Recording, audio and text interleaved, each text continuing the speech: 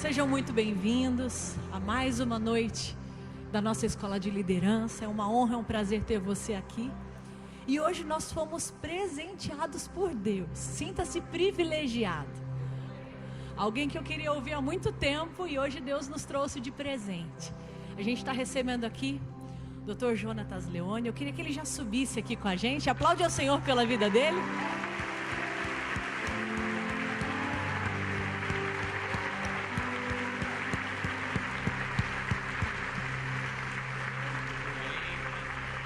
Glória a Deus. Deus é bom.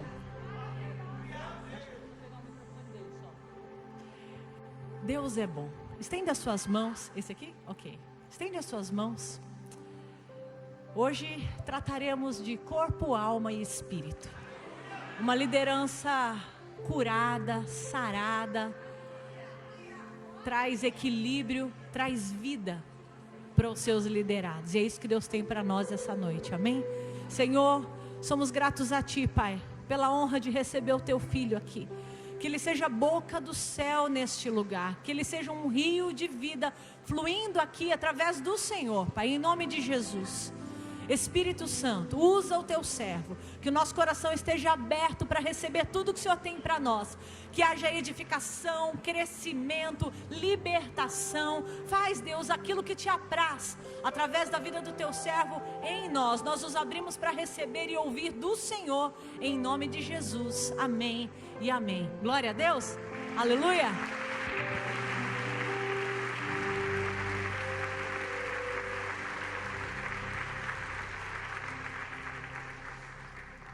Boa noite, gente. Graça e paz. Vocês estão bem? Graças a Deus. Podem se assentar, gente. Que privilégio, que honra estar aqui, conhecendo essa linda casa que eu já queria conhecer há muito tempo e o Senhor hoje me presenteou. É um presente estar aqui, um privilégio, viu? Quero louvar ao Senhor pela vida de vocês, agradecer ao Senhor pela vida do Bispo Júlio, que é um homem que tem inspirado, não só a minha vida, a minha casa, mas a nação. Vocês são privilegiados e já são meus amigos já. A gente acabou de se conhecer, mas vocês já são meus amigos, porque vocês são minha igreja também, né? Então nós já estamos em família, em casa, é um privilégio muito grande.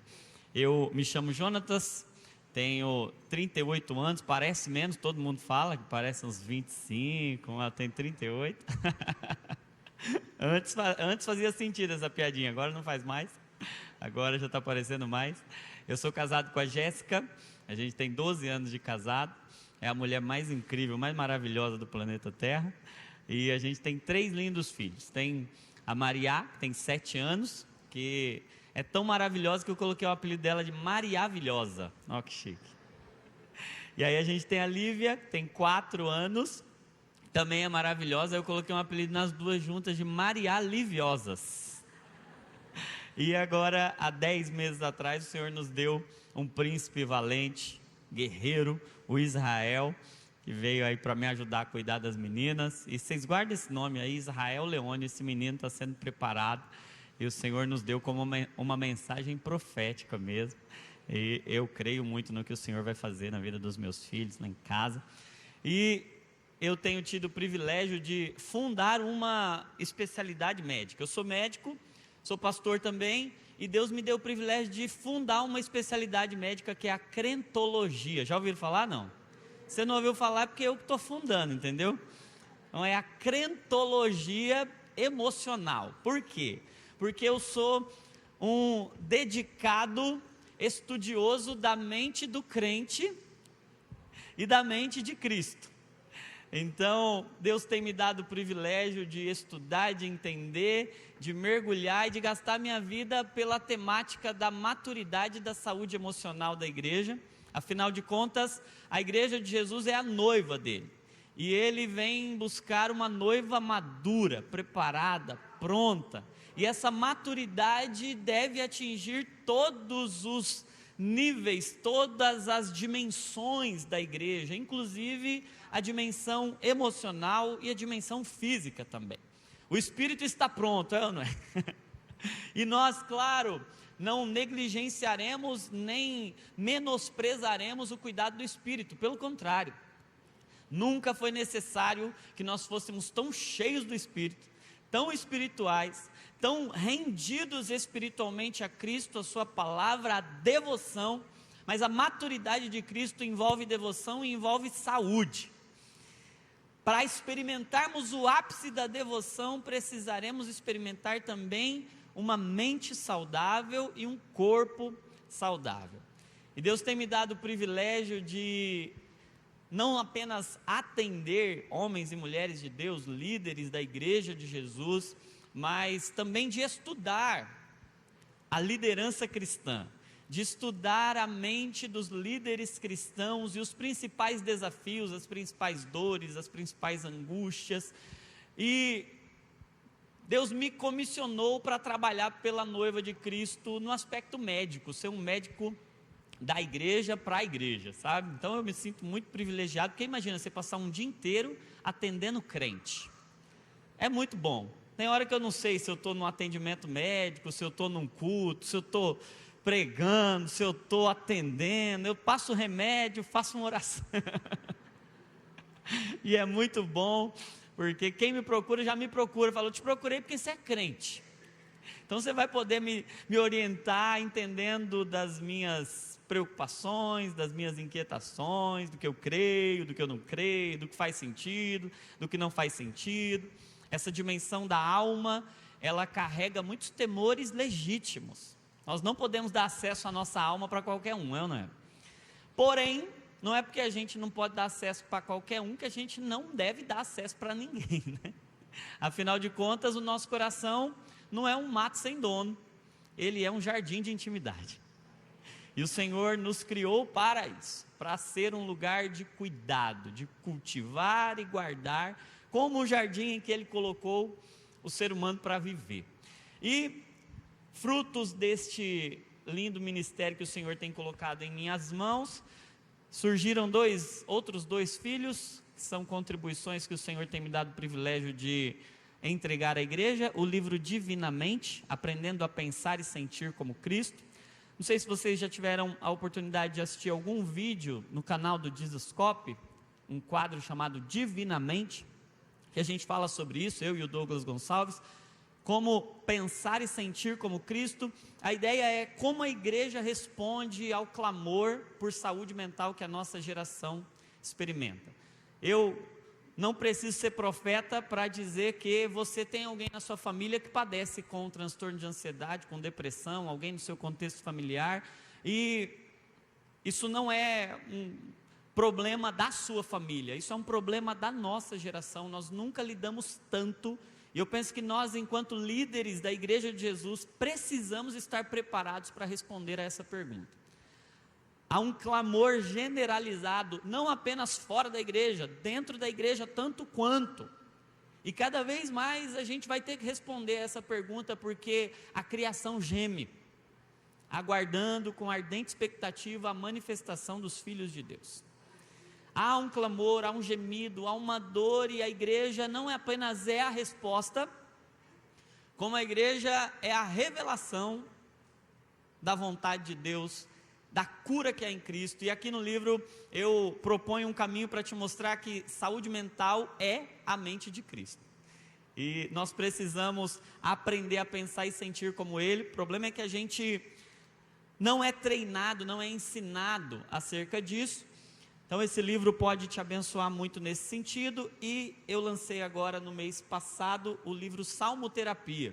São sessões terapêuticas a partir do livro dos Salmos. Então cada salmo é uma sessão de terapia para você fazer junto com o salmista ali, entendendo que toda emoção é um convite para a oração, e que os salmos são orações que partiram de emoções que o salmista estava vivenciando. Ele estava rendendo e abrindo a sua alma, dialogando com a sua alma. Então você vai aprender alguns princípios de como fazer essa conversa entre Deus e a sua alma, e isso vai ser muito terapêutico. Como cultivar uma mente saudável, transformando emoção em oração, né? Então se você quiser levar os dois, vai ser muito bom para o seu ministério e para a sua saúde também. E gente, eu queria conversar com vocês hoje sobre como um líder pode não apenas proteger as suas emoções, como ele pode ser um líder emocionalmente saudável, haja vista que quem mais adoece são os líderes. Vocês já perceberam isso? Ser líder é grupo de risco para o adoecimento emocional. Vocês lembram da Covid que a gente falava, ó, isso aqui é grupo de risco, quem tem doença crônica, os idosos, quem tem doença respiratória, e aí a gente ficava, é grupo de risco, hein? Boa notícia para vocês, ser líder é grupo de risco para depressão, ansiedade e burnout. Tem uma pesquisa brasileira, de um mestrado brasileiro, que mostrou que líderes cristãos têm 3 vezes mais chance de desenvolver depressão, ansiedade e burnout. Aí você pode olhar e falar assim, mas peraí, crente tem essas coisas? Crente adoece? Homem de Deus adoece? Eu vou dizer, se fosse só de Deus, mas não fosse homem, não adoecia. Mas se é humano, se é homem, quando eu digo homem, eu estou dizendo humanidade, homem e mulher, adoece. Porque, se você estiver anotando, anota isso é uma frase clássica. Houve um filho de Deus que nunca pecou, mas não teve nenhum que nunca adoeceu. Cristo Jesus, homem, 100% homem, ele não pecou, mas ele enfermou, ele adoeceu, ele padeceu. E se ele adoeceu, enfermou, padeceu, nós não devemos experimentar que estejamos imunes ao sofrimento. Pelo contrário, Cristo aprendeu a obediência por meio daquilo que sofreu. Se o próprio Cristo passou pelo sofrimento para ser aperfeiçoado em obediência, eu imagino que o sofrimento não vai nos poupar e Deus não vai nos poupar também do sofrimento. Então a gente já quebra uma objeção que é aquela de que não, eu sou crente, Deus vai me imunizar do sofrimento na alma, então depressão, ansiedade, burnout, isso é coisa de quem é ímpio, isso é coisa de quem não crê. A gente tem um monte de clichê com relação a isso, né? Falta de fé, falta de Deus, falta de intimidade com o Senhor. E vou dizer uma coisa para vocês, eu atendo alguns dos homens com mais intimidade com Deus que eu já conheci na vida, e eles também podem adoecer e adoecem. E amigos de Jesus padecem e adoecem. A gente conhece a história de Lázaro. Você pode olhar e falar assim, poxa vida, Lázaro adoeceu porque não orou. Orou. A família dele mandou chamar, ó, seu amigo, aquele que você ama, ele está enfermo. Jesus imunizou ele do adoecimento? Não. Amigo de Jesus também sofre? Sofre. Amigo de Jesus também adoece? Adoece. Gente que tem intimidade com Deus adoece? Adoece. Sofre? Sofre. E tem sofrimento que Deus imuniza a gente? Depressão não. Depressão, eu vou poupar os meus filhos não vão ter depressão. Hoje nós vamos ver um caso aqui de um líder, homem de Deus, que teve depressão, Elias. Vai falar, mas a Bíblia não fala depressão. Claro, o termo depressão para definir esse processo de adoecimento só foi cunhado há menos de 100 anos atrás. Então a gente não chamava de depressão, como é que a Bíblia vai chamar? Então na Bíblia também ninguém teve gripe.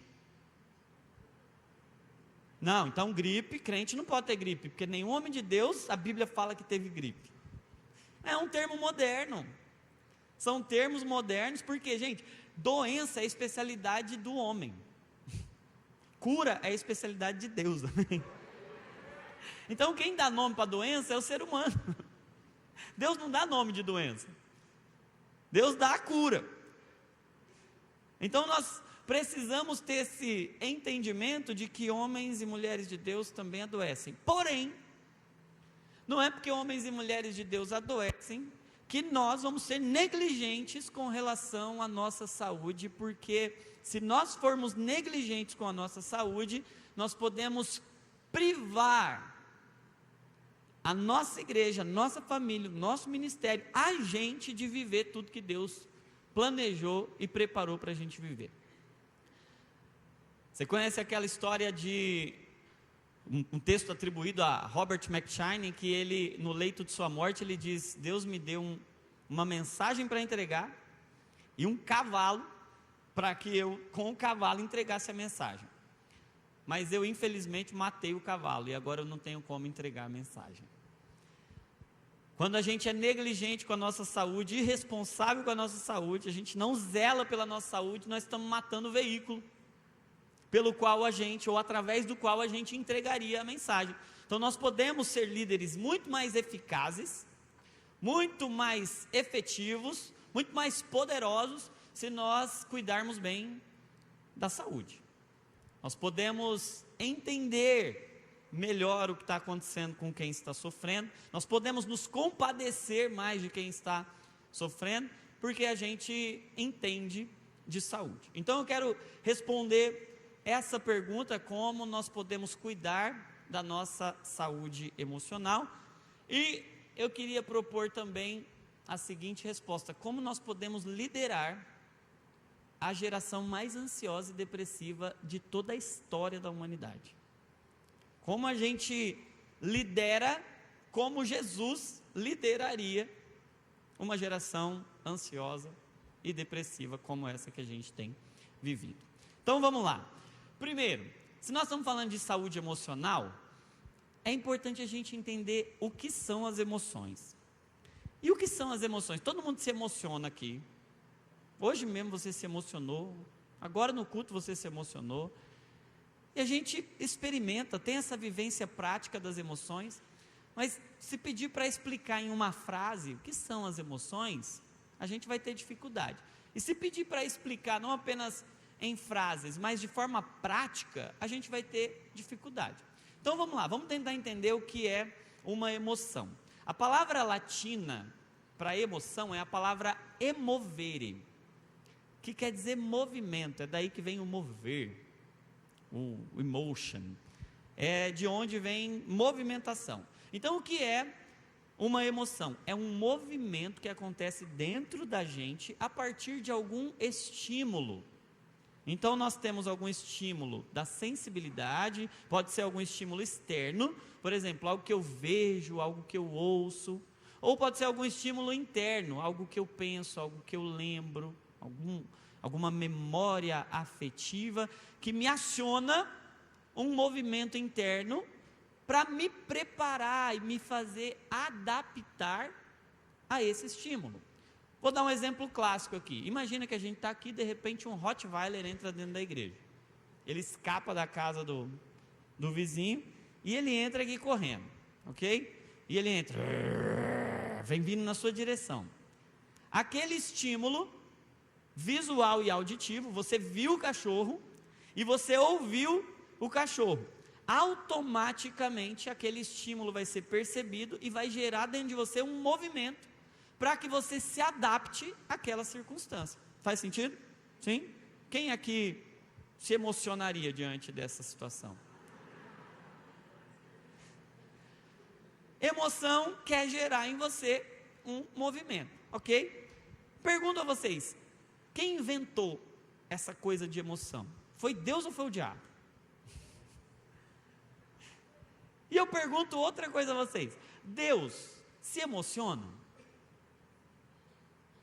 Sim ou não?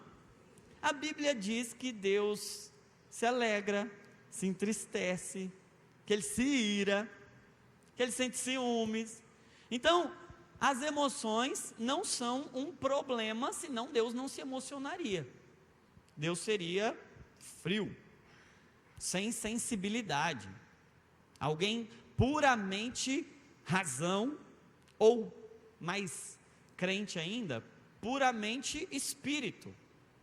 Mas Cristo Jesus, que é a encarnação de Deus, a imagem plena de Deus, a imagem visível do Deus invisível, enquanto esteve aqui na terra, Ele se emocionou, chorou, ficou com raiva, virou a mesa dos cambistas. Jesus se compadeceu, e como se compadeceu, se enlutou pela morte de um amigo. E olha que insano, né? Jesus chorou a morte de um amigo que Ele foi lá para ressuscitar. Não é? Se eu ia chegar lá, ei, pare de chorar, gente. Cheguei, vim ressuscitar. Mas Jesus, sabendo que foi lá para ressuscitar, porque Ele não foi lá para fazer uma visita para os enlutados, Ele falou para os discípulos, Lázaro, nosso amigo, está morto, mas nós vamos lá. Ele está dormindo, mas estava dizendo, está morto, nós vamos lá despertar. Ele foi lá para ressuscitar, mas quando ele chegou, ele chorou. Como assim? A gente não é especialista em dizer assim, irmão, para de chorar, tenha fé. Mas Jesus chegou para alguém que estava chorando, em vez de falar, pare de chorar, tenha fé, ele chorou junto. Porque Jesus emociona e chama a gente. A palavra do Senhor vai nos instruir a chorar com os que choram, se alegrar com os que se alegram, porque toda emoção tem um propósito, gente. Toda emoção cumpre um propósito, e Jesus não suprime, não reprime nenhuma emoção. Porque, gente, anota isso, o Evangelho não vem reprimir nada, vem redimir tudo. Não é sobre eu não poder sentir mais alguma coisa. Então, você não pode ficar triste, você não pode sentir medo, você não pode sentir raiva. Não, é sobre como eu faço isso, de forma que eu não me entregue a nenhuma emoção, mas eu entregue todas as minhas emoções ao Senhor. Eu não me entrego a elas, mas eu entrego todas elas. Eu não reprimo nada. Não é sobre reprimir, nem sobre ruminar, é sobre redimir. Então, emoção, vamos lá, emoção é um movimento interno que acontece a partir de um estímulo, e esse estímulo quer gerar em mim um movimento de adaptação, para eu me adaptar ao estímulo que está vindo. Então, de certa forma, se Deus se emociona, tem algum propósito. Deus nos deu um atributo dele, um atributo comunicável de Deus, é a capacidade de sentir, a capacidade de se emocionar. Isso é uma bênção, é uma bênção. O problema é, como tudo que é bom, que nós recebemos de Deus, pela queda, machucou. A queda nos deformou, sim? E não nos deformou em uma parte, nos deformou inteiramente. Todo o ser humano foi afetado pela queda. Então imagina aí, você sofre uma queda, machuca, não machuca? Dependendo da queda. Nós tivemos uma queda, mas pensa na queda, gente. Ninguém nunca sofreu uma queda igual a humanidade sofreu em Adão, porque nós caímos de Deus em nós mesmos. Olha o tamanho da queda. Dá para você imaginar o tamanho da queda? E a gente ficou inteiramente afetado, inclusive as nossas emoções. Por isso que a gente adoece. A gente adoece porque a gente caiu. Essa queda deixou sequelas. Então, se você estiver anotando, anota aí. Deus nos formou perfeitamente, mas a queda nos deformou totalmente. E Cristo vem nos transformar completamente a imagem dele. Então Deus forma, o pecado deforma, mas Cristo transforma. Deus forma, o pecado deforma, Cristo transforma. O nosso formato original não está legal. Ninguém pode olhar assim e falar, não, eu não preciso. Eu não preciso de transformação na mente, minha mente já é saudável demais, eu não corro nenhum risco, eu estou zerado, quer falar de saúde mental, fala comigo, eu me garanto. Tem alguém aqui assim? eu não. Todos nós somos humanos, temos que olhar para Romanos 12 e entender, nós não podemos nos conformar com esse formato, com este mundo, porque nós estamos deformados, e todos nós precisamos ser transformados conforme a renovação do nosso entendimento. Precisamos da mente de Cristo. Boa notícia, Ele deu para nós temos a mente de Cristo. Então, se a primeira notícia é ruim, está todo mundo ruim, é a má notícia do Evangelho, porque o Evangelho só é uma boa notícia, porque ele é o remédio para uma má notícia. A má notícia é, está todo mundo perdido. A boa notícia é, Jesus veio nos salvar. A mente de Cristo é a cura para a nossa mente. Cristo é o remédio para a nossa doença. E a mente de Cristo, saúde mental é a mente de Cristo. Pensar o que Ele pensa e sentir o que Ele sente. Entendemos o que é emoção? Agora vamos dar 3 ilustrações práticas para você entender o que está acontecendo diante da emoção. Primeira ilustração, vamos chamar de parábola da onda, ok? Imagina agora que você está em Fernando de Noronha. Quem pode dizer um amém? Diga amém. Eu estou em Fernando de Noronha, aleluia. Você está na areinha assim, gostosa, aquela areinha bem limpa. Não parece Santos. Você está lá. E de repente você vai entrar na água, ok? Você entrou na água, a água está geladinha, mas o dia está bem quente, está gostoso. Você anda um pouquinho mais. Você andou, igual Ezequiel. Você vai entrando para dentro. 500 côvados. E aí a água agora começa a bater. Já passou a fase do dedo, dos artelhos. Começou a bater no seu joelho ali. Uma bênção, né? De repente você andou um pouquinho mais, o que vai começar a vir? Uma onda, sim? A onda vem, você está no mar, a onda vem. Quando a onda está vindo, você começa a ajustar o seu posicionamento, dependendo do tamanho da onda. Então, por exemplo, você andou um pouquinho mais, a onda vai vir mais ou menos nessa direção, o que você faz? Quando a onda vem, você não dá uma viradinha, para ela bater nas suas costas? É ou não é? É gostoso ou não é? A onda vem, bate nas suas costas. Você andou mais um pouquinho, mais 500 metros, quando a onda vier, ela já vem maior um pouco. Aí, só dar uma viradinha, não vai resolver. O que você faz? Dá um pulinho. Dá um pulinho. Gostoso? Gostoso. Você andou um pouquinho mais, quando a onda vier, só dar um pulinho não vai resolver. O que você vai ter que fazer? Mergulhar. Você consegue impedir a onda de vir? Não. O que você consegue fazer? Ajustar o seu posicionamento para que a onda não te derrube.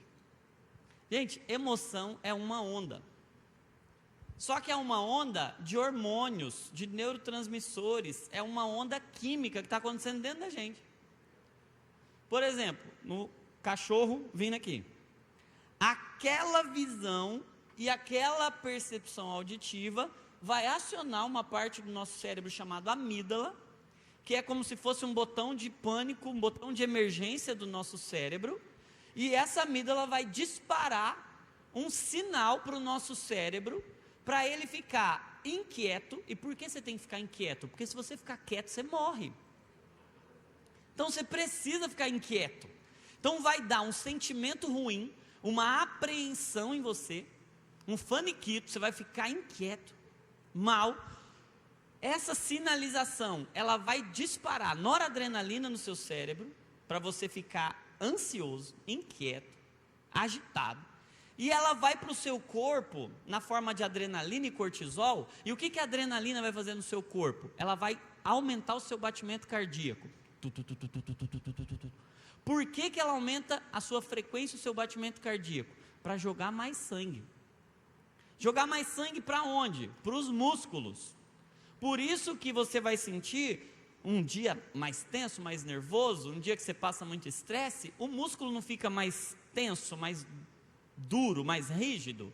Por quê? O sangue foi jogado lá para o músculo. E por que joga mais sangue para o músculo? Para você poder correr do cachorro, ou lutar contra o cachorro. Sim? Faz sentido? Além de bater mais rápido o coração e jogar mais sangue para os músculos, tem uma coisa que acontece aqui na nossa traqueia, que a traqueia dilata. Você não sente um nó na garganta quando você está com medo, ansioso, ansiosa, tensa, com algum cachorro grande, com algum problema grande, com algum bicho que você tem que lidar? Você sente aquele bolo na garganta? Deixa eu dizer para você, não é Satanás te estrangulando. Não é. É a sua traqueia que dilatou, para poder passar mais oxigênio. Por quê? Você vai correr, seu coração vai bater mais rápido, para jogar mais oxigênio no músculo, para você poder correr e salvar a sua vida. A emoção é uma onda que está acontecendo no seu corpo. Cortisol, adrenalina, noradrenalina, ela jogou a onda. Aí tem outra coisa que acontece. esse sangue que está indo para os músculos, ele não é produzido naquela hora, ele vai ter que ser desviado de algum lugar. Aí da onde que o corpo desvia? Do intestino. Porque agora não é hora de fazer digestão. Aí o que vai acontecer? Você não vai sentir um frio na barriga? Aquele frio na barriga? O que é o frio na barriga? É que o sangue que iria para lá para esquentar, está indo para os músculos. Só que tem um problema, quando tem um conteúdo lá para ser digerido, e o sangue não foi para lá, o que seu intestino vai fazer? Vai mandar embora, vai expulsar em nome de Jesus. É nessa daí que muitos acidentes e muitos traumas acontecem. Quem já passou por uma dessas? Quem nunca? É uma emoção, gente. Tem como você impedir que a onda venha? Não. O que você consegue fazer? Ajustar o seu posicionamento para que ela não te derrube. Nós não conseguimos impedir essa onda, mas nós conseguimos aprender qual é o posicionamento certo. Eu consigo aprender a nadar. Nós precisamos aprender a nadar no mar das emoções, amém? E Deus nos deu essa graça, Deus nos deu recurso, Deus, Ele nos habilitou para enfrentar toda e qualquer emoção, para lidar com cada uma delas. Então, emoção é uma onda de hormônio. Então, anota essa frase: emoção não é demônio, emoção é hormônio.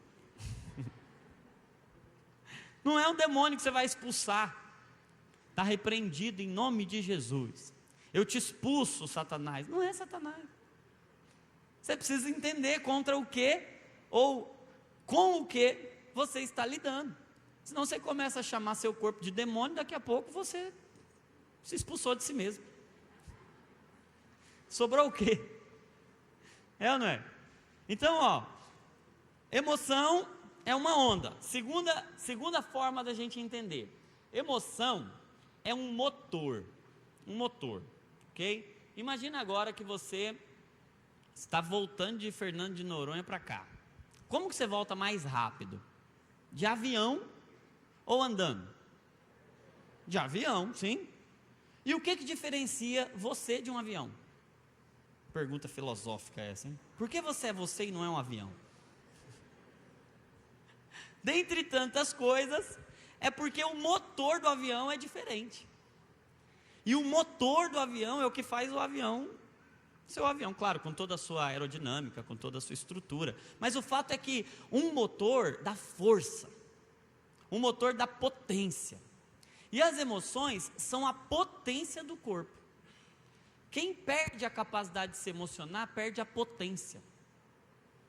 Fica apático. Sabe o que significa apatia? É não ter emoções, é ficar frio, apático, sem emoções. Sabe o que acontece? Sabe o que eu descobri, gente? As decisões mais importantes que a gente tomou na vida, a gente tomou porque a gente estava emocionado. As mudanças mais importantes que a gente fez debaixo de fortes emoções. As conversas mais difíceis que a gente teve depois ou durante fortes emoções. Se não for uma forte emoção, eu tenho uma forte tendência a permanecer onde eu estou. E eu não posso permanecer onde eu estou, porque o mundo não é seguro, o mundo é traumático. A vida é traumática. Por isso eu preciso de emoções, as emoções me movem. As emoções me movimentam e eu preciso me movimentar. As emoções são excelentes motores para tirar a gente do lugar onde a gente está. Porque se eu ficar no lugar que eu estou e o Rottweiler está vindo na minha direção, eu estou perdido. Os Rottweilers da vida vão ser muitos traumas, muitos problemas, muitas questões. E se você é líder, meu amigo. Então as emoções são extremamente fortes, mas aí vem uma notícia ruim. Elas são extremamente fortes, mas extremamente burras. Por isso que Jeremias vai escrever, o Senhor dizendo a Jeremias, que o coração é enganoso. Mais do que todas as coisas, o coração é enganoso demais. E se você confia no seu coração, você está perdido. Porque, anota essa frase: as emoções são excelentes motores, mas são péssimas motoristas. Se você deixar suas emoções conduzirem você, guiarem você, você vai atropelar a primeira pessoa, vai bater no primeiro poste, vai cair no primeiro abismo, porque elas são muito fortes, mas muito burras. Elas são excelentes motores, mas são péssimas motoristas. Então, se a gente deixa ela no volante, nós estamos perdidos. Mas se a gente coloca ela no devido lugar, ela é uma bênção. Sabe que até o arrependimento é uma mudança, é um movimento que acontece a partir de uma emoção. Você vai falar, não, misericórdia, o arrependimento é racional. Deixa eu dizer uma coisa para você, racional não significa que não tem emoção. O culto racional é um culto inteiro.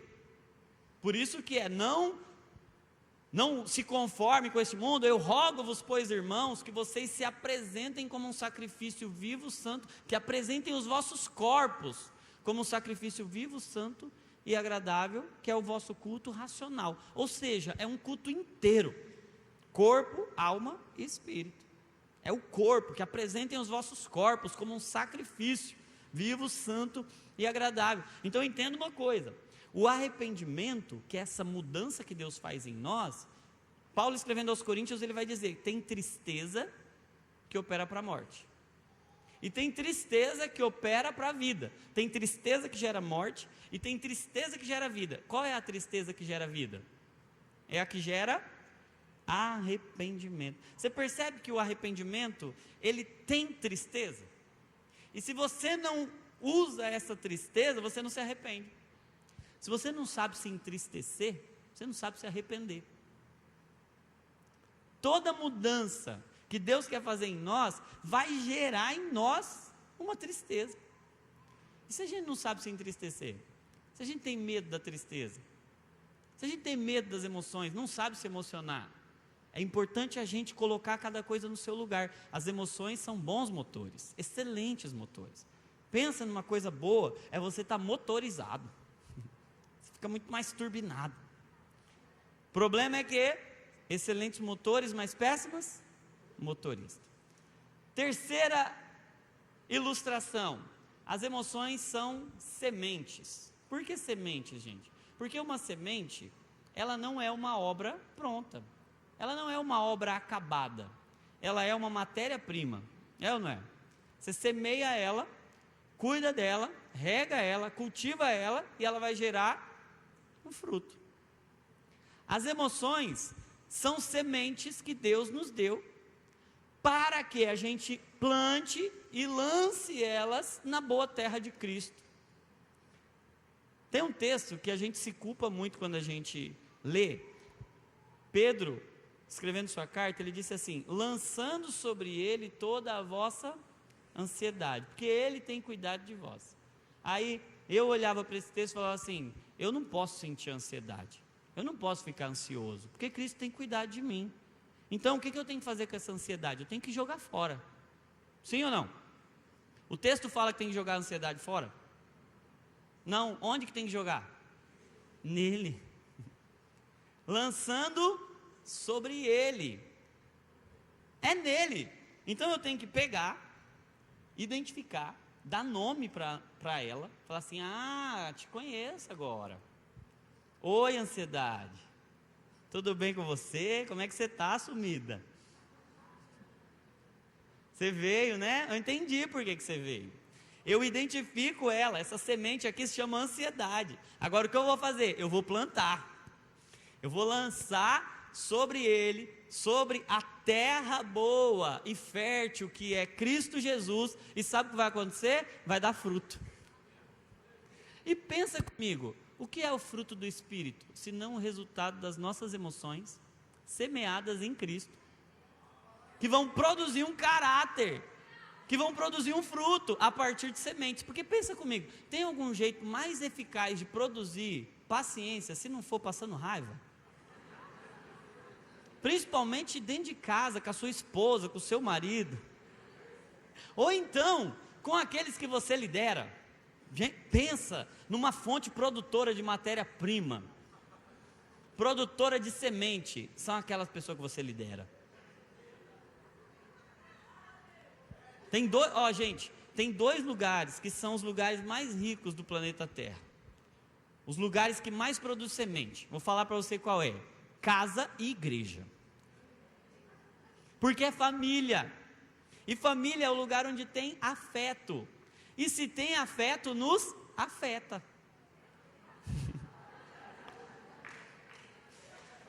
Tem intimidade. Então, se tem intimidade, vai mexer dentro de você.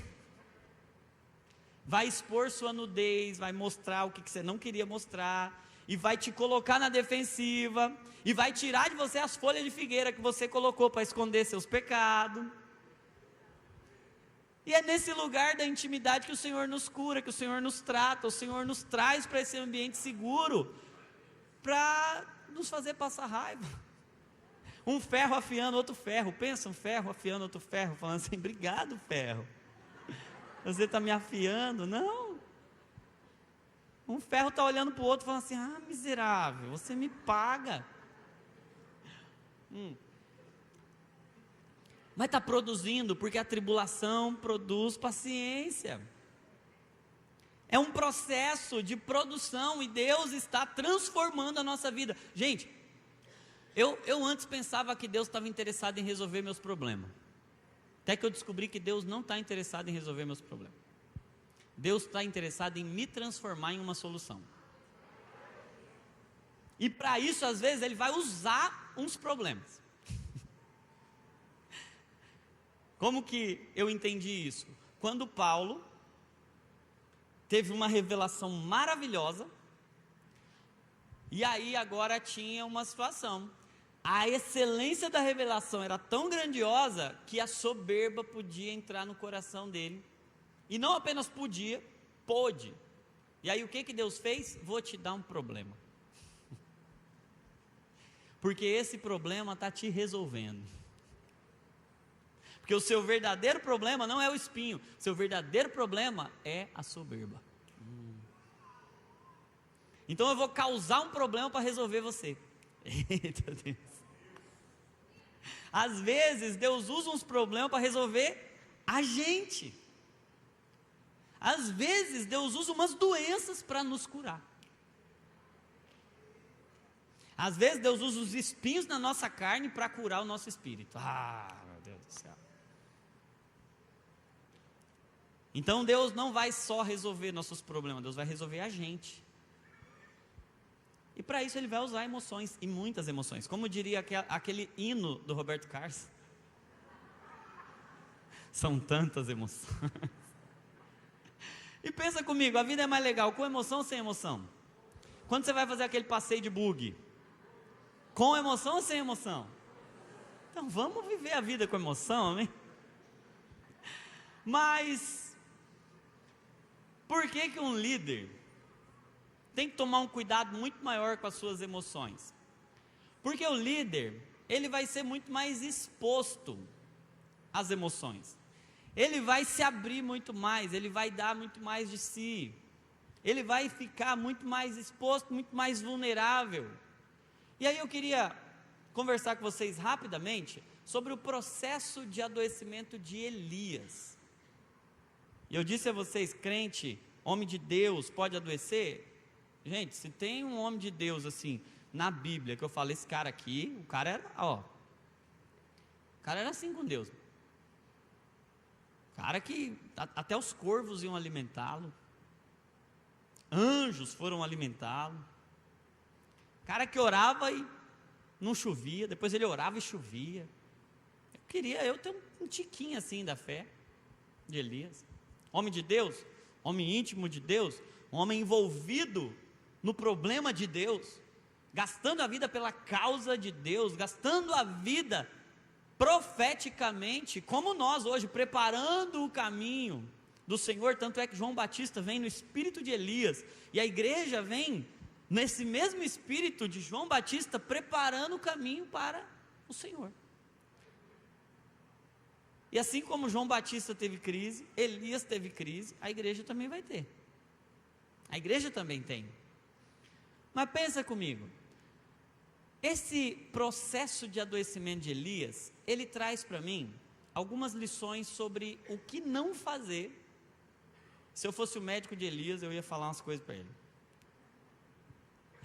E aí a gente vai ver o caminho do adoecimento de um líder. Presta atenção no caminho do adoecimento de um líder. A gente vai falar de alguns S's aqui. Qual é o primeiro S do adoecimento de um líder? Anota aí: solidão. Solidão.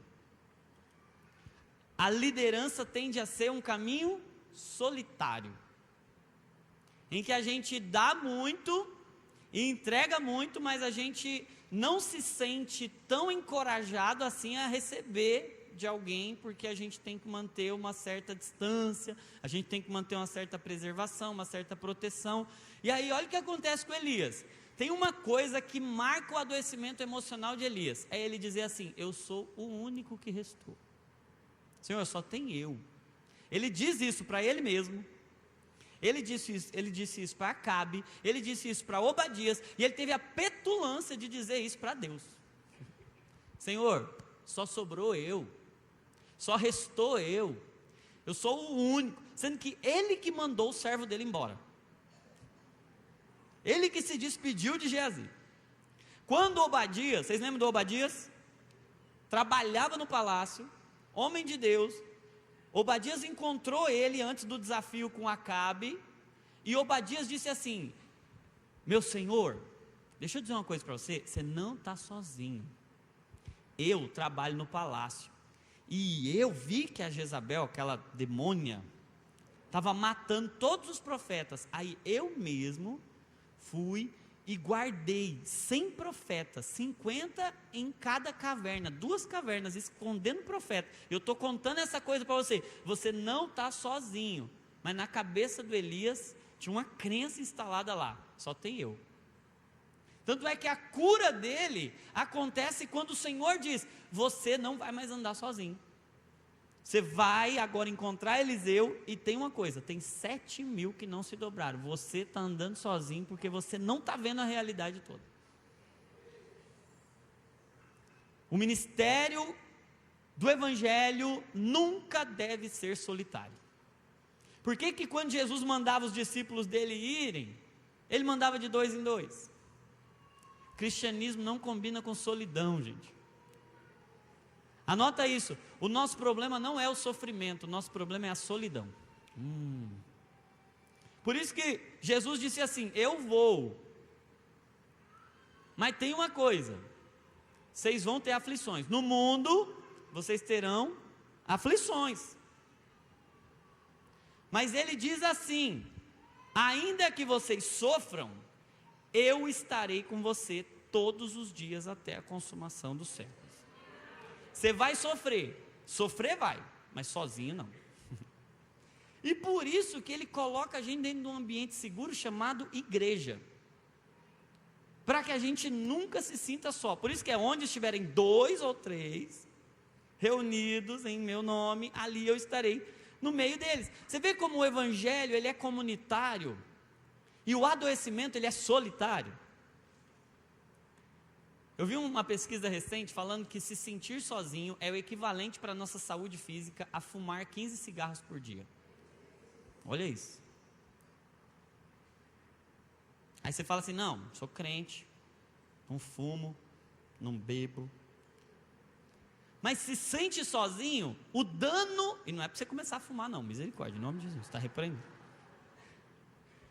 Mas é porque a liderança tem uma tentação da solidão. E essa solidão adoece demais.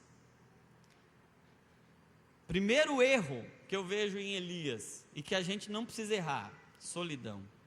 Segundo erro que eu vejo acontecendo em Elias, é a consequência natural da solidão, a sobrecarga. É ou não é? Porque quando você está sozinho, o que costuma acontecer? Eu vou fazer o trabalho de todo mundo, porque eu sou todo mundo. Então eu começo a colocar mais peso nas costas do que eu consigo. E aí tem um problema, é que é em nome da fé. E aí em nome de Deus, em nome da fé, a gente acha que tem uma licença para ultrapassar limite. Como se fosse assim, não, estou atrasado para ir para o culto, então eu posso ir a 120 por hora. E não vai dar multa nem acidente, por quê? Eu estou fazendo por Deus. Eu estou fazendo pela fé, eu estou fazendo pela igreja. Então eu posso romper limites em nome de Deus? Mentira. Não é porque é em nome de Deus que a gente está autorizado a ultrapassar limites. E a sobrecarga é justamente o rompimento de limites que Deus deu. Imagina um caminhão que ele tem a capacidade de carregar 2 toneladas. Ok? Você coloca lá 4 toneladas em cima. O caminhão anda? Anda. Ele chega onde tem que chegar? Chega. Qual que é o problema? É que ele vai uma vez e deu certo. Aí você fala, vamos de novo. Aí você foi 2 vezes, agora você já acostumou. Vai 3, vai 4, vai 5. A peça que ia durar 1 ano, dura 6 meses. Vai quebrar, vai queimar óleo, vai murchar o pneu, vai danificar o pneu. Vai estragando, vai danificando. Por quê? A sobrecarga danifica. A sobrecarga adoece. E o que é a sobrecarga? É ultrapassar os limites definidos pelo Criador. E nós crentes somos especialistas em ultrapassar limites emocionais e físicos. Que a gente acha que ser limitado é uma coisa muito ruim. Se eu chegar para você e falar assim, irmão, você é limitado, a gente vai falar, que isso? Está me xingando agora? Sou limitado? Parece que está chamando de burro, né? Você é limitado, hein? Mas, gente, todos nós somos limitados. E nós temos que aceitar. Você tem limite, você não é Deus, você é um ser humano. E quem deu limites para você foi o próprio Deus. Por exemplo, a quantidade de horas de sono que você dorme, foi Deus que definiu. E quando você diz, não, eu não preciso. Não, você está dizendo, eu sou melhor do que Deus para definir quantas horas eu preciso. A gente está rompendo limites e sabe o que está acontecendo? Ó, no ministério é fácil romper limites, é fácil se sobrecarregar, porque demanda vai ter, problema vai ter. O peso do mundo inteiro está nas costas da igreja. Aí é muito fácil a gente falar assim, tem problema? Tem trabalho? Tem.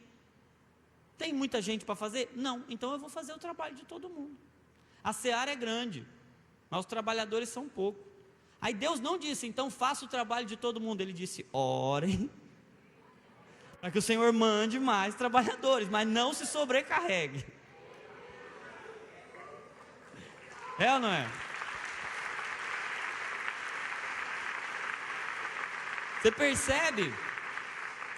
Você percebe quando o Senhor chamou os seus 3 servos para entregar os talentos, Ele não sobrecarregou nenhum deles. Ele deu a cada um de acordo com a sua capacidade. Para nenhum ele falou, você pode 3, mas eu vou te dar 5. Você pode 5, mas eu vou dar 10, porque eu quero que você rompa limites. Não. Eu quero que você rompa limites. Não, eu quero que você faça o que eu te dei. Eu quero que você cuide bem do que eu te dei. E sabe que tem uma tendência nossa a pegar para a gente não o que Deus deu, mas o que precisa fazer. É que precisa ser feito? Sim, precisa ser feito. Mas é o que Deus te deu. E nessa a gente se sobrecarrega e a sobrecarga adoece. Eu tenho uma tese que a principal doença do nosso tempo não é a depressão nem a ansiedade, é a sobrecarga. E a sobrecarga é a causa da maioria das depressões e ansiedades que a gente tem hoje.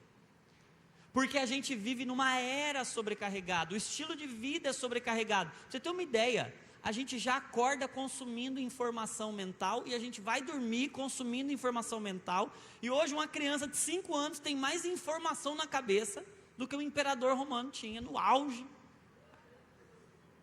A gente está extremamente sobrecarregado na mente, extremamente sobrecarregado no corpo. A tecnologia promete poupar o nosso tempo, mas na realidade ela está roubando mais do que dando.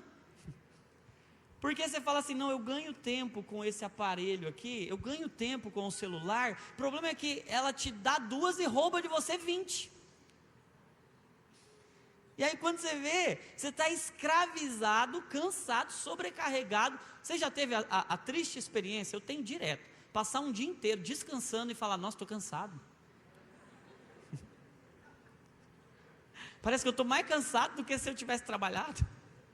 Porque a nossa mente desaprendeu a descansar. A gente nem sabe mais o que é isso. Pergunta que eu mais recebo é, como que descansa? Porque a gente viciou em romper limites. E nem sabe mais qual limite que a gente tem. Não consegue reconhecer os limites. Segundo problema, então, do adoecimento do líder é a sobrecarga. Agora tem um terceiro. O terceiro é que, quando eu estou sozinho, sobrecarregado, eu estou mais vulnerável a sentimentos tóxicos.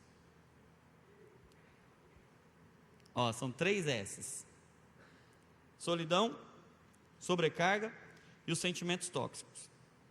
O que são os sentimentos tóxicos? São sentimentos ruins, são sentimentos que precisam ser redimidos, que precisam ser identificados e processados. Você lembra o que Elias fez? Gente, pensa comigo, Elias acabou de vencer a maior batalha espiritual de todos os tempos até o momento. O cara colocou no Monte Carmelo 450 profetas de Baal, 400 profetas de Azerá. Ele fez um desafio. Vocês conseguem ver a dimensão da batalha? E outra, ele está vindo de 3 anos de batalha espiritual. 3 anos padecendo, sem água, correndo do riacho, do ribeiro de Querite, para a casa da viúva, fugindo das crises, das adversidades, porque não tinha. Às vezes a gente acha que Deus vai poupar a gente da profecia, mas não é que para Elias chovia todo dia. Ele estava imerso dentro do contexto. A crise atingia ele também. Mas vamos pular a parte preparatória. Quem ganhou a batalha? Elias. E sabe o que aconteceu ainda? O texto bíblico diz que Elias matou todos os profetas de Baal. Quantos profetas de Baal tinha? 400. Você imagina um cara que, se ele foi sozinho para a batalha, ele não ia chamar os caras agora e falar assim, gente, vem me ajudar a matar os caras aqui. Não, ele falou assim, eu que fiz, eu estou sozinho, eu vou matar os caras sozinho aqui. Só que nessa de matar tudo sozinho, ele se matou sozinho também. Acabou tudo, esgotou tudo. Elias esgotou tudo, teve um burnout. No outro dia, a Jezabel fala assim, é o seguinte, sabe o que você fez com os meus profetas? Eu vou fazer com você também. Gente, esse cara é o cara que matou os 450 profetas, é o cara que orou e Deus fez descer fogo do céu. Esse cara tinha que ter medo da ameaça de uma mulher que já está ameaçando ele faz 3 anos. Não é novidade que Jezabel quer matar Elias, mas agora ele sente medo. O medo, gente, eu estou escrevendo um livro sobre o medo, porque o medo foi o primeiro sintoma da queda. Quando Adão peca e ele se vê nu, qual é o primeiro sentimento que vem? Medo. Por isso ele se esconde. O medo é um prisma pelo qual a gente olha a vida. E deixa eu dizer uma coisa, não é que o medo é o problema foi o que aconteceu antes do medo. A questão é que todo problema que a gente tem porque a gente não identificou um medo. E a gente não sabe o que fazer com medo. O Senhor está me pedindo para gastar a próxima estação da minha vida estudando o medo e como é que a gente encara o medo, como é que a gente lida com o medo. Sabe por quê?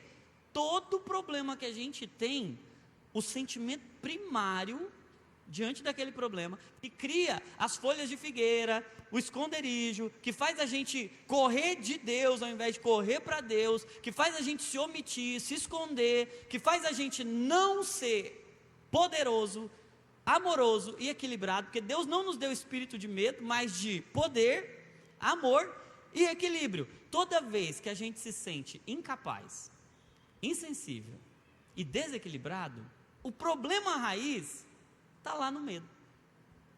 E o que Elias faz? Diante da frustração, de olhar e falar, poxa vida, eu fiz tudo o que eu fiz, e agora, olha o que eu recebo. Gente, eu tive uma crise igual a de Elias, só que eu não sou Elias, eu sou, meu Deus, eu tenho até vergonha de fazer essa comparação. O que eu tive igual a Elias? Eu tive medo. E outra coisa que eu tive igual a Elias, eu me escondi. O resto é tudo diferente. Mas por quê? Porque eu me frustrei. Elias se frustrou com o que estava acontecendo. Pensa numa dor do líder, frustração. E ele tem medo de ter que fazer tudo de novo, ele tem medo de ter jogado trabalho fora, ele tem medo de ter sofrido em vão, ele tem medo de errar, ele tem medo da incapacidade, ele tem medo da rejeição, ele tem medo da reprovação, ele tem medo de alguma coisa. Todo mundo tem medo de alguma coisa. Se você vem dizer assim, não, eu não tenho medo de nada, eu vou falar, você é um psicopata. Porque crente gosta, né, de falar assim, não, eu não tenho medo não, porque fé é o oposto do medo. Ah, tá, vou botar um leão correndo atrás do seu, eu quero ver se você não sente medo. É o primeiro, borrar nas calças. Não, mas eu não tenho medo. É que você nem sabe o que é sentir medo, porque você bloqueou tanto as suas emoções, que está lá como comportamento, está lá como resposta, já virou identidade, você nem sabe sentir, você nem sabe dar nome, nem sabe identificar, tem gente que nem sabe como é que é se sentir medo. Não é que você não sente, é que você não consegue reconhecer, você não tem treino para reconhecer quando você está com medo. A gente é muito bom falar assim, estou sentindo uma coisa ruim. Não sei se é medo, se é fome, se é TPM. Não sei o que é, sei que é uma coisa ruim. Minha mãe é do Ceará, minha mãe fala assim, eu estou sentindo um farnizinho. Defina um farnizinho. Alguém aqui é do Ceará também? Aí, ó, glória a Deus. A Ceará é grande, mas poucos são os cearenses, né? Solução para o mundo é mais cearense, em nome de Jesus. Mas deixa eu dizer uma coisa para vocês. O medo faz com que Elias fuja, se esconda, se omita, se aprisione dentro da caverna. Sabe por quê? Porque ele não sabe o que fazer com os sentimentos. Ele não sabe o que fazer com a frustração, ele não sabe o que fazer com o medo. E assim é a gente. Eu adoeci porque eu não sabia o que fazer.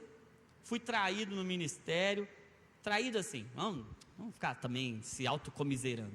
Aconteceu, eu despejei muito sobre a vida de alguém, confiei em alguém, treinei alguém, e aí daqui a pouco, esse alguém, que eu deixei de passar tempo com a minha família, deixei de passar tempo com os meus filhos, deixei de fazer coisas para mim, esse alguém, ao invés de sair da igreja e falar mal de Jesus, não, ele sai da igreja, e como ele não quer arrumar briga com Jesus, porque arrumar briga com Jesus é complicado, a pessoa fala, não, com Jesus o buraco é mais embaixo, então eu vou falar mal do líder, eu vou criticar o líder, porque é menos prejudicial do que criticar o chefe. Então, presta atenção, é muito fácil, diante das dores do ministério, a gente lidar com sentimentos que a gente não sabe o que fazer. Como a gente não sabe o que fazer, a gente esconde. Lembra da parábola dos talentos? Deus não deu mais do que o servo podia fazer, mas um servo, movido pelo medo, ele esconde. Ele se esconde. E é assim que muitos de nós estamos, escondendo as coisas. Porque a gente não se permite pedir ajuda. Gente, se o terceiro servo lá da parábola dos talentos não sabia o que fazer e tinha medo, o que ele podia ter feito? Chamava os outros dois, falava assim, meus irmãos, posso abrir meu coração para vocês? Eu estou com medo. Eu não sei o que fazer com esse talento aqui. Para mim não é um talento, é um problema. Porque eu não sei o que fazer. E ele podia expor, porque o perfeito amor não exclui o medo, ele põe o medo para fora. Ele lança fora, ele não enterra. A gente acha que crente de verdade tem que enterrar o medo. Mas crente de verdade tem que colocar o medo para o lado de fora. E para colocar do lado de fora, tem que tirar do lado de dentro. Eu preciso pegar e falar assim, ó, esse aqui é o meu medo, estou com medo disso aqui, irmão. E o que eu faço? Como eu lido? Como é que eu gerencio isso? Como é que eu administro isso? Porque se Cristo me deu, Ele também me deu de acordo com a minha capacidade. Nem tentação Deus deu mais do que a gente pode suportar. Você acha que emoção Ele daria? Então a gente pode olhar agora e falar assim, eu posso, muito bem, sentir. Eu posso sentir medo, sentir raiva, sentir tristeza. Eu posso sentir qualquer coisa. Mas eu não preciso me entregar ao que sinto. Esse caminho do adoecimento, solidão, sobrecarga e sentimentos que eu não sei gerenciar, que eu não sei tratar, que eu não sei, que eu tenho medo, porque eu não quero nem expor, porque eu prefiro dizer, não, está tudo bem, segue a vida. Ou então, uma solução bem crente, vamos orar. E o vamos orar, se fosse orar mesmo, como eu proponho aqui no Salmo Terapia, estava bom. Se eu fosse pegar a emoção e transformar cada emoção em uma oração, estava bom. O problema é que o meu vamos orar é vamos esquecer. E quando eu vou orar, eu vou falar de coisas bonitas, mas não verdadeiras. Eu não vou fazer igual o salmista, Senhor, quebra o queixo dos meus inimigos. Senhor, quebra os dentes deles, aniquila o Senhor. Eu não falo isso, porque eu sou crente. Mas o Davi era crente igual a gente, ele fazia umas orações feias, mas que curava. Sabe por quê? Porque eram verdadeiras. Porque ele expunha, porque ele rasgava o coração. E quer ter o coração curado, vai ter que rasgar. Vai ter que ser fraco. Vou dizer uma coisa, você quer ser um vaso novo, vai ter que quebrar. Vai ter que humilhar. Porque olha o que o Senhor diz para o povo dele, se o meu povo que se chama pelo meu nome, primeira coisa vai ter que fazer, se humilhar. Antes de orar, vai ter que se humilhar, vai ter que expor, vai ter que dizer, sou ruim mesmo, estou sentindo isso aqui mesmo, estou com medo, estou com raiva, estou com inveja. Porque crente do ministério tem inveja. Tem, vou falar para vocês. O ministério do outro está dando mais certo que o nosso. É o líder do outro grupo, da outra célula, está dando mais certo. Só que é uma inveja que é disfarçada de eu preciso fazer mais. Aí vai dando um senso de inadequação, de inferioridade, porque eu estou olhando alguém que está dando certo, parece que eu estou sendo influenciado a fazer mais. Na realidade, eu estou com inveja e não sei dizer. Porque eu tenho vergonha e eu prefiro enterrar os meus sentimentos. Colocá-los dentro de uma caverna, dizer, vou ficar aqui, sozinho, lamentando. E achando que, se eu enterrar isso aqui, quando o Senhor vier, eu falo, Senhor, sabe o que aconteceu? É que, puxa vida, eu não tive o que fazer. Não sabia. E hoje o Senhor está dizendo, não, nós vamos trazer tudo para a luz. E assim como o Senhor visitou Elias no meio daquela caverna e curou Elias, conectou Elias por meio de remédios naturais e por meio de remédios sobrenaturais, porque Deus fez um processo com Elias de colocar ele para dormir, alimentação, atividade física e sono. Esse combo é o combo de Deus para qualquer filho dele. Você precisa tratar alguma coisa, primeira coisa, você vai comer direito, amém? Crente não bebe, não fuma, mas come que é uma beleza. E a gente acha que não é pecado, porque a gente não bebe, não fuma, então a gente pode comer à vontade. Deixa eu dizer uma coisa para você, uma coisa não invalida a outra. A comida é tão séria que o pecado entrou no mundo por causa de uma comida. É ou não é?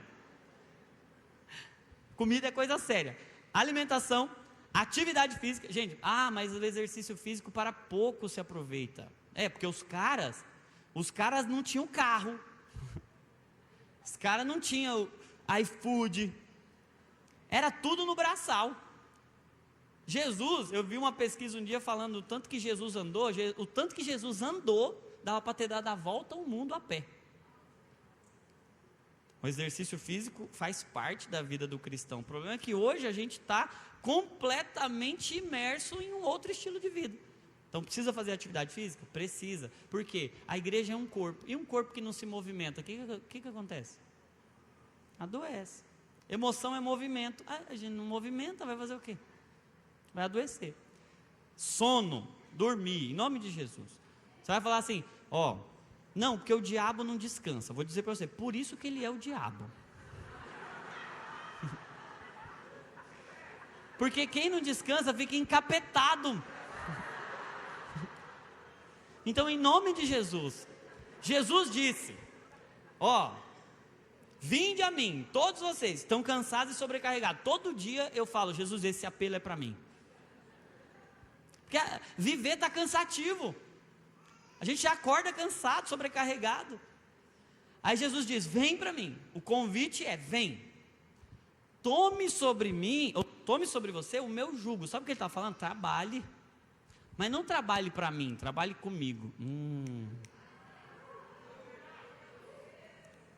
Porque o jugo era um aparelho colocado para dois animais, dois seres, trabalharem um cabeça com o outro.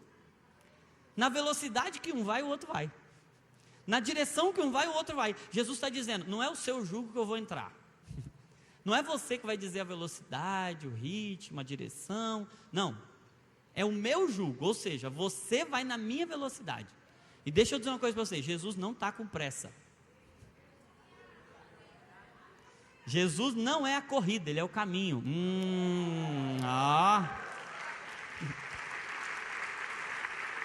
Ele não está atrasado.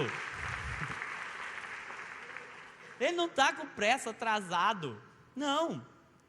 Ele nunca chamou ninguém. Abraão, corre comigo. Noé, corre comigo. Sempre foi, Abraão, anda comigo. Noé, anda comigo. Deus está chamando a gente para diminuir, desacelerar, falar, anda no meu ritmo. Porque o meu jugo é suave, o meu fardo é leve. E quando você trabalha no trabalho de Deus, do jeito de Deus, com Deus e não para Deus, o resultado é descanso para a sua alma. Amém? Alimentação, atividade física, sono e muitas outras coisas. Depois eu volto. Eu vou me oferecer aqui para voltar. Não quero nem saber se vão me convidar ou não, mas eu quero voltar. Mas eu queria orar com vocês. Eu queria convidar vocês a se colocarem de pé, porque o Senhor compartilhou uma palavra comigo. O Senhor disse assim: evangelize as emoções. Seja um evangelista das emoções. Mas tem uma coisa: onde você for pregar o evangelho para as emoções, o campo missionário, Paulo não tinha os gentios, Pedro tinha os judeus. Deus falou, o seu campo missionário vai ser as emoções. Elas estão muito desviadas. Pregue o evangelho para as emoções. Mas onde você for pregar o evangelho para a minha igreja, eu vou curar pessoas. Eu creio nessa palavra, eu creio nessa incumbência, eu tenho visto testemunhos do Senhor, e não é por nada que eu tenha de mim mesmo, é por causa dele e porque a igreja dele precisa estar curada, sarada, para curar e para sarar, para levar a vida. Eu não estou dizendo que a gente não vai sofrer, não estou dizendo que a gente não vai morrer, eu estou dizendo que a gente vai ressuscitar.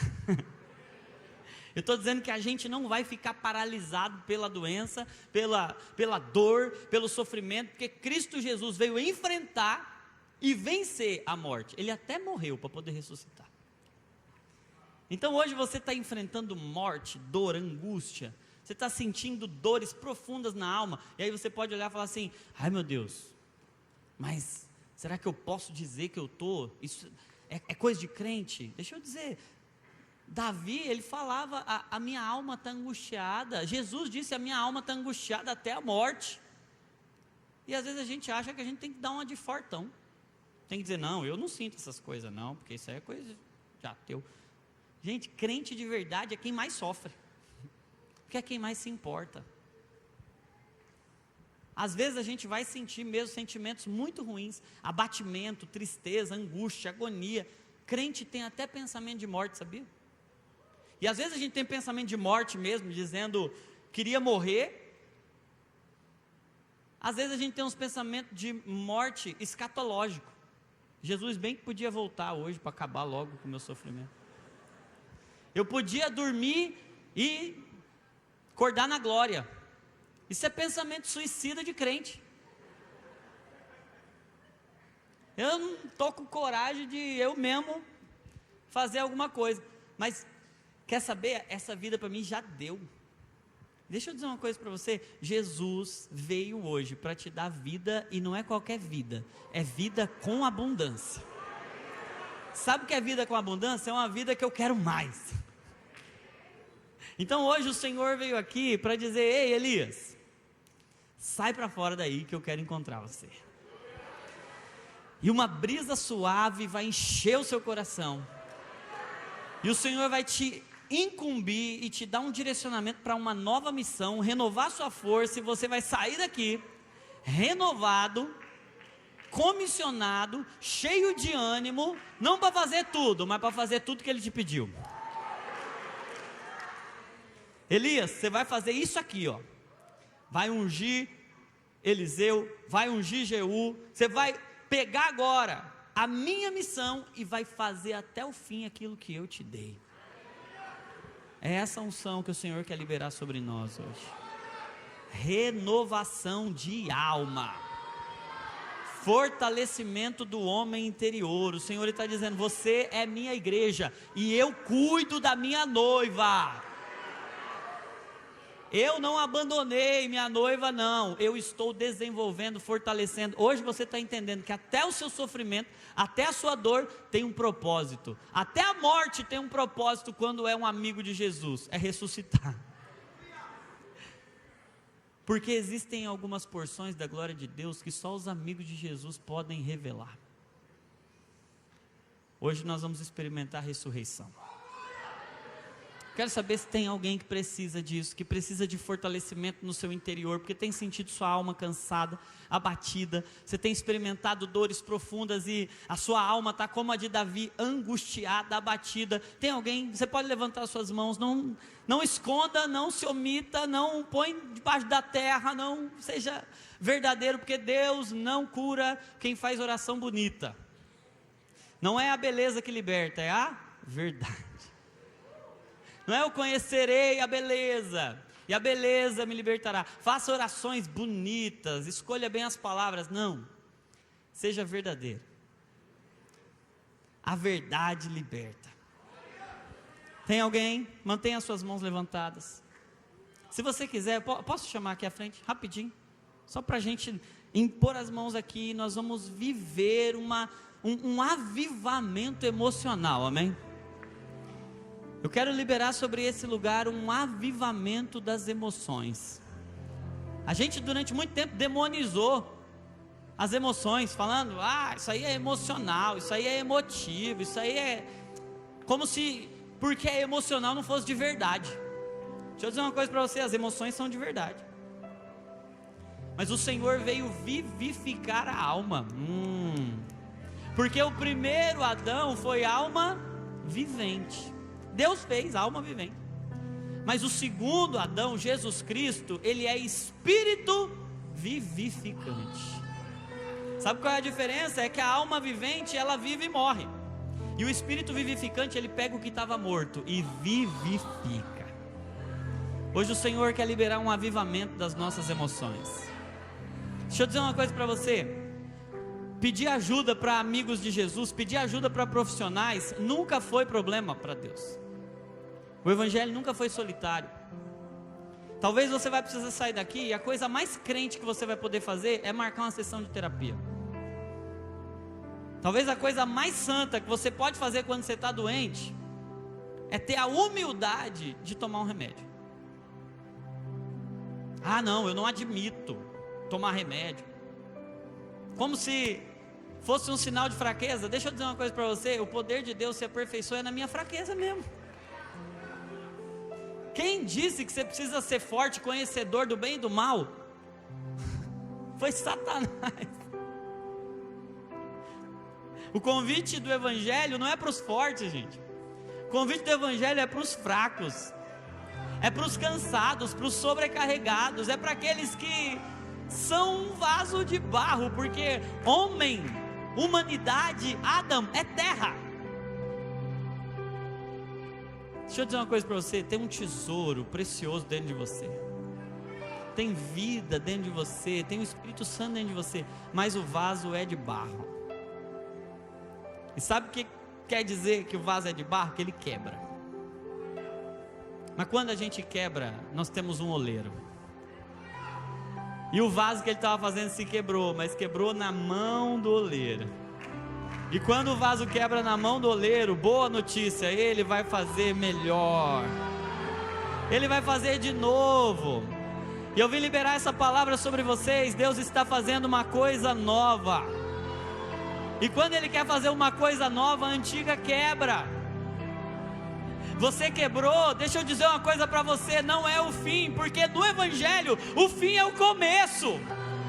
Porque a morte não é a última palavra, porque Jesus enfrentou a morte, venceu, ao terceiro dia Ele ressuscitou, para dizer: agora não tem mais medo da morte, não tem mais medo da doença, da dor. Eu vim curar você, eu vim dar vida para você, eu vim buscar e salvar o que estava perdido.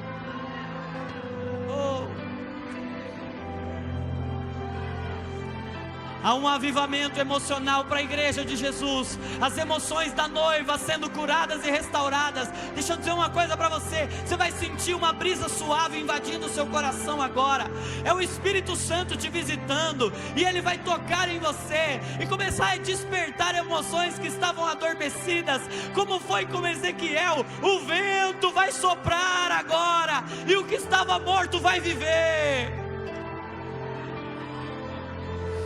O Senhor vai curar traumas profundos, à medida que você expõe medos, e você tem coragem de falar tudo. Deixa eu dizer uma coisa para você, não tem morte que Jesus não possa ressuscitar, não tem túmulo que não conheça a voz dEle. A brisa suave do Espírito Santo está passando aqui, e o Senhor está dizendo: o que você está fazendo aqui, Elias? Eu não estou dizendo o que você está fazendo aí, porque não é isso que Deus fala para Elias. Ele diz: o que você está fazendo aqui?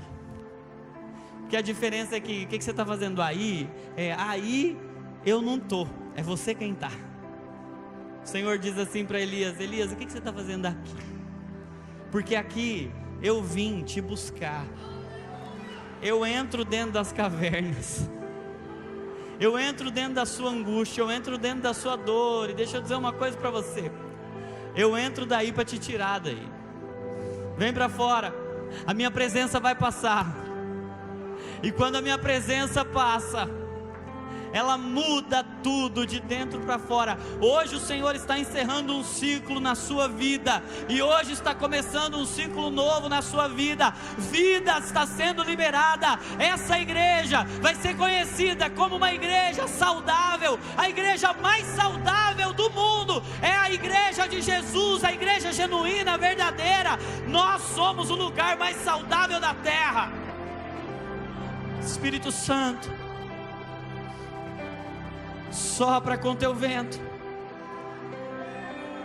sopra com tua brisa suave, e levanta os teus profetas nessa noite, levanta os líderes, restaura as forças do cansado, devolve a vida e a sensibilidade daquele que estava amortecido, restaura o vigor da liderança dessa igreja. Se havia alguém pensando em desistir, hoje quem pensava em desistir encontrou o descanso. O remédio para o cansaço não é a desistência, é o descanso que há em Jesus.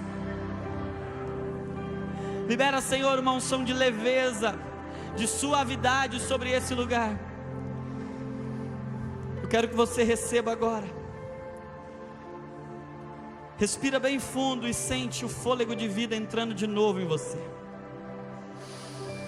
Puxa aí, sente a brisa suave do Espírito Santo mudando o ambiente interno também. Respira bem fundo, sente, sente. À medida que você respira, Ele está dizendo: eu sou o seu fôlego.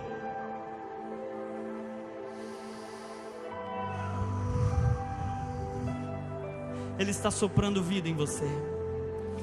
Como Ele pegou Adão um dia sem vida e Ele soprou nas suas narinas, o Senhor está soprando em você hoje. Ele está soprando vida em você. O Senhor está curando você. E não quer dizer que Ele está te livrando do sofrimento. Você provavelmente será muito seguro da sua parte se você procurar ajuda. Mas hoje Ele está mudando a situação. Hoje Ele está transformando morte em vida. E levantando a igreja como um grande exército para lutar a luta dEle. Mais do que nos livrar dos nossos inimigos, Ele está dando as batalhas dEle para nós, e nos levantando com coragem, com força, com ânimo, com vigor. Então levante as suas mãos bem forte agora para dizer: Senhor, eu estou disponível para continuar lutando as tuas lutas. Eu não vou desistir. A minha saúde está nas tuas mãos, e eu vou cumprir a tua vontade. Eu vou fazer tudo o que o Senhor mandar. Eu não vou parar no meio do caminho, para a glória do teu nome, em nome de Jesus. Amém e amém. Aplauda o Senhor Jesus o mais alto que você puder e diga para sua alma: eu não vou desistir, eu vou perseverar até o fim, em nome de Jesus. Aleluia, aleluia.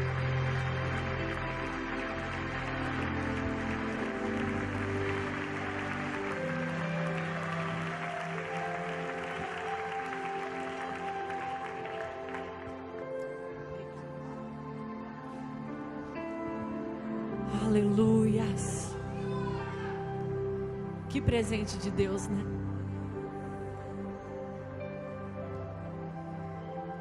Sem palavras. Só gratidão a Deus por tudo que Ele tem feito, pela cura derramada no nosso coração, pelo ensinamento. A alma é algo que a gente costuma deixar de canto. A gente não sabe lidar. E hoje Deus trouxe luz nessa área da nossa vida. Como eu falei no início, Deus nos fez corpo, alma e espírito. Ele podia ter feito corpo e espírito, mas não. A alma faz parte. Ele quer que tenhamos sucesso, tenhamos saúde, tenhamos a bênção dEle em todas essas áreas. Levanta a tua mão para o céu e diga palavras de gratidão a Deus pela cura derramada, pela presença, pela sabedoria entregue, pelo entendimento, pelo ensinamento, pela graça dEle que enche o nosso coração, nosso corpo, a nossa mente e o nosso espírito. Senhor, nós somos gratos a Ti pela Tua palavra que nos cura, que nos transforma. Obrigada, Pai, porque o Senhor nos ensina a ter equilíbrio nas nossas emoções, não negligenciar nossas emoções, mas nos dê sabedoria, Pai, para lidar, para agir da melhor maneira, com entendimento, para ouvir do Senhor, para lançar sobre o Senhor a ansiedade que existe em nós, porque sabemos que o Senhor tem cuidado de nós. Ah, Deus, que alegria, que leveza, que bênção poder receber do Senhor a cura, a restauração, a direção, a luz, em nome de Jesus. Sabemos que hoje foi um primeiro passo para uma vida de sucesso, para uma vida de verdade, de entrega, de quebrantamento, de humildade. Nos rendemos ao Senhor, Pai, corpo, alma e espírito. Você pode consagrar ao Senhor toda a sua vida agora. Você pode agradecer a Ele pelo cuidado, pelo carinho que Ele teve em áreas da nossa vida que a gente deixa esquecidas. Te honramos, Senhor, pela Tua presença. Te amamos, Deus, pelo Teu cuidado. Não queremos trabalhar para o Senhor, queremos trabalhar contigo, Pai. Aprendemos isso hoje. Não vale a pena servir sozinho, vale a pena fazer contigo. Pega, Senhor Deus, nas nossas mãos. Toma, Deus, nos nossos braços, nos fortalece no caminho. Seja o nosso consolo, seja o nosso ensinamento, seja a Tua presença todos os dias conosco. Obrigada, Pai. Nós Te honramos e Te bendizemos, em nome do Senhor Jesus. Amém e amém. Você pode glorificar a Deus? e agradecer a Deus? Aleluia.